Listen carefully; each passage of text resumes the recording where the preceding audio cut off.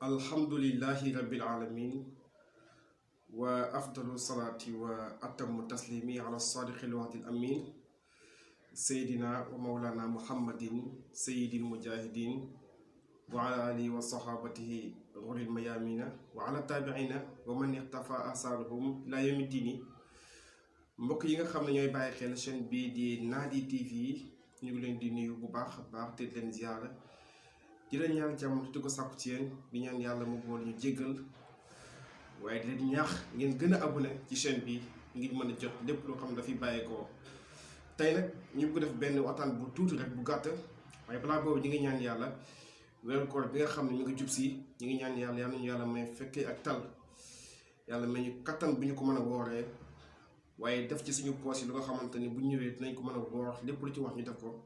yàlla may ñu wér may ñu kattan mais ko mboolem jullit ba ñu mën a woor li nga xamante ni moo di weeru koor bi. te ñi nga xamante ni yàlla def na fekkee wuñu ko ren yàlla leen suñu borom jéggal ñi nga xamante ni ñi ngi ñaan yàlla ñu yàlla may ñu mën koo fekkee ay at yu bari ci barkeb Seydina Muhammad sallallahu alayhi wa sallam. mbokk yi jamono bi gis nañu benn phénomène ci dëkk bi benn phénomène la boo xamante gis nañ ci dëkk bi mooy coow lu am